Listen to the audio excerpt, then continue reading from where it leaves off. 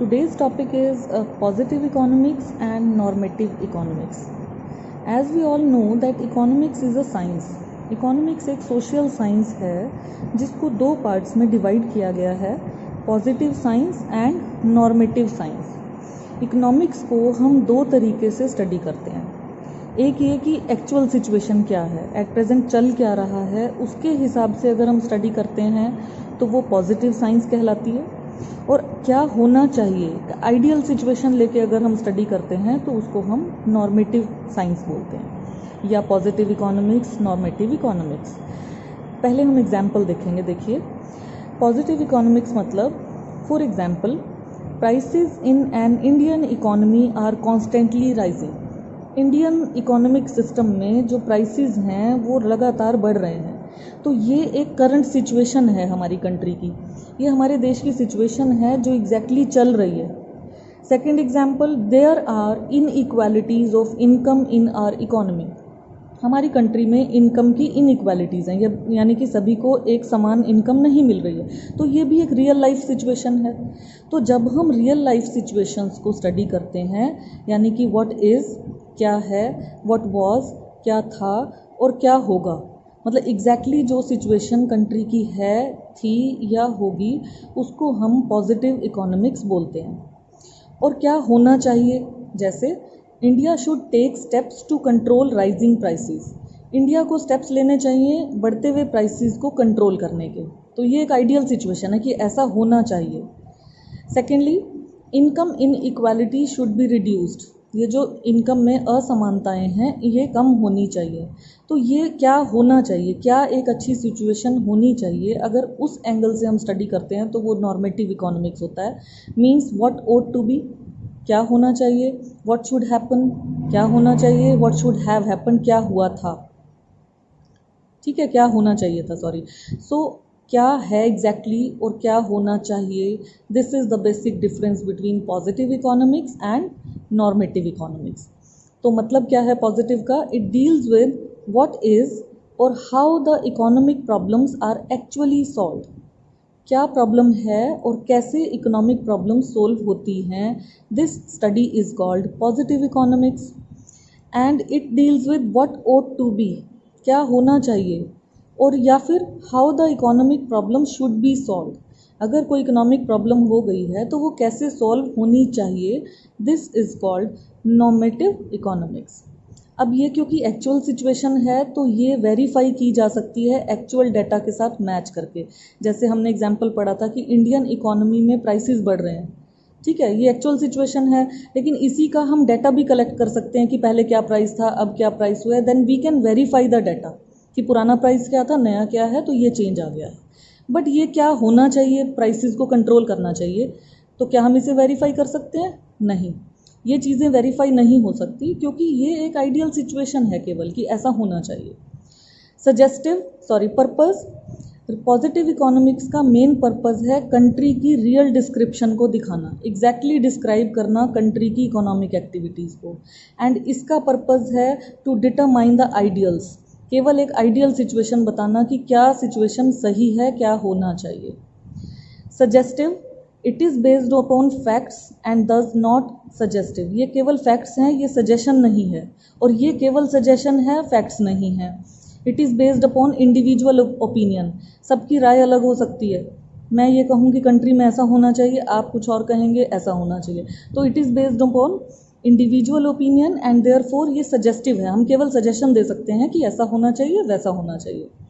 Value judgments, it does not give any value judgments, क्योंकि ये तो न्यूट्रल है बिल्कुल, इसमें कोई जजमेंट नहीं है, जो है, जो फैक्ट है वही रियल डिस्क्रिप्शन है. बट ये क्योंकि आपकी ओपिनियन अलग है, मेरी ओपिनियन अलग है, तो हम एक जजमेंट को वैल्यू कर सकते हैं कि कौन सही जज कर पा रहा है चीज़ को. सो ये चीज़ें नॉर्मेटिव इकोनॉमिक्स, मतलब क्या होना चाहिए, this is related to ideal situation. And positive economics means क्या है, what is the exact actual real situation of the economy. Is it clear? Now the next difference is the difference between microeconomics and macroeconomics. जो book आप ये study कर रहे हैं, this is micro economics, and इसका एक level next part is macro economics. क्या difference है दोनों में? माइक्रो इकोनॉमिक्स इकोनॉमिक थ्योरी का वो पार्ट है जिसमें हम इंडिविजुअल यूनिट्स के बिहेवियर को स्टडी करते हैं। जैसे आप डिमांड का चैप्टर पढ़े हैं, तो डिमांड में हम सिर्फ कंज्यूमर का नज़रिया ही देख रहे हैं कि कंज्यूमर कैसे बिहेव करता है, कंज्यूमर प्राइस कम होने पर डिमांड ज़्यादा करता है या प्राइस बढ़ने पर डिमांड कम करता है। तो हम केवल एक ही पॉइंट ऑफ व्यू पे काम करते हैं। कंज्यूमर की बात हो रही है तो कंज्यूमर की ही बात हो रही है। जब हम प्रोड्यूसर की बात करेंगे माइक्रो इकोनॉमिक्स में, तो हम केवल प्रोड्यूसर का पॉइंट ऑफ व्यू देखेंगे। सो ये वो पार्ट है जहाँ पे इंडिविजुअल यूनिट का बिहेवियर हम स्टडी करते हैं। बट मैक्रो में क्या होता है, it is that part of economic theory which studies the behaviour of aggregates.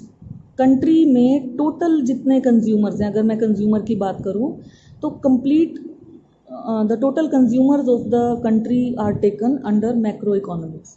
इसमें हम टोटल पार्ट को स्टडी करते हैं, पूरी इकोनॉमी को स्टडी करते हैं, इसमें इंडिविजुअल पार्ट को स्टडी करते हैं। इसको स्टडी करने के लिए मेन टूल्स हम यूज़ करते हैं डिमांड एंड सप्लाई।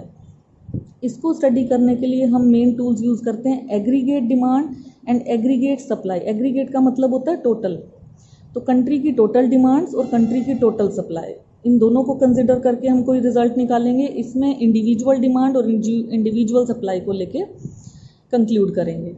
इसका मेन ऑब्जेक्टिव प्राइस को डिटरमाइन करना होता है, या तो कोई कमोडिटी यानी किसी चीज़ का प्राइस फिक्स होना हो, या फैक्टर्स ऑफ प्रोडक्शन यानी कि जैसे लैंड, लेबर, कैपिटल या एंटरप्राइज, इन चारों में से किसी का प्राइस डिटरमाइन होना है, तो वो माइक्रो इकोनॉमिक्स का कॉन्सेप्ट है। But it aims to determine income and employment level of the economy.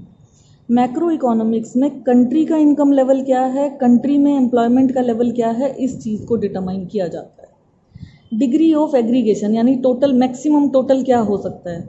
इसमें अगर हम टोटल भी करें तो जैसे हमने डिमांड में टोटल किया था तो वो मार्केट डिमांड आ गई थी। लाइक एक कंज्यूमर की डिमांड को हम इंडिविजुअल डिमांड कहते हैं, और जितने भी मार्केट में कंज्यूमर्स हैं सबको टोटल कर दें तो हम मार्केट डिमांड कहते हैं। तो इसमें जो डिग्री है टोटल करने की वो ज़्यादा से ज़्यादा यहीं तक सीमित है, इसलिए इसको बोलते हैं it involves limited degree of aggregation, कि एक सीमित दायरे में रह के ही हम टोटल कर सकते हैं।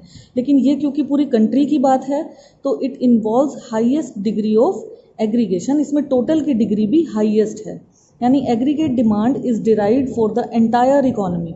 अगर हम डिमांड का टोटल करेंगे तो फिर पूरी कंट्री की डिमांड्स को टोटल करेंगे if we are studying macro economics.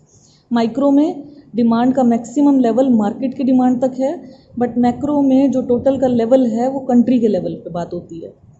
इसमें बेसिक एजम्पशंस क्या हैं, देखो एजम्पशंस होती हैं शर्तें। जब भी हम माइक्रो की यूनिट्स पढ़ते हैं तो मैक्रो को कांस्टेंट मान के चलते हैं। मतलब हम एक कंज्यूमर की इनकम की बात करते हैं तो हम नेशनल इनकम की बात ही नहीं करते, कंजम्पशन की बात नहीं करते, सेविंग की बात नहीं करते, सब चीज़ कांस्टेंट मान के केवल सिंगल यूनिट की बात करते हैं। और जब हम मैक्रो स्टडी करते हैं तो माइक्रो को हम क्या मान लेते हैं कि माइक्रो कांस्टेंट है। जब हम नेशनल इनकम की बात करेंगे, कंट्री की इनकम की बात करेंगे, तो हम किसी एक कंज्यूमर को कंसिडर नहीं करेंगे, हम इंडिविजुअल चीज़ों को यहाँ पे कांस्टेंट मान लेंगे। अदर नेम, माइक्रो इकोनॉमिक्स का दूसरा नाम प्राइस थ्योरी है, मैक्रो इकोनॉमिक्स का दूसरा नाम इनकम एंड एम्प्लॉयमेंट थ्योरी है। For example individual income, individual output, एक सिंगल आदमी की इनकम या सिंगल लेवल का आउटपुट। एंड मैक्रो में अगर इनकम है तो वो नेशनल इनकम है, अगर आउटपुट है तो वो नेशनल आउटपुट है। Thank you, have a nice day.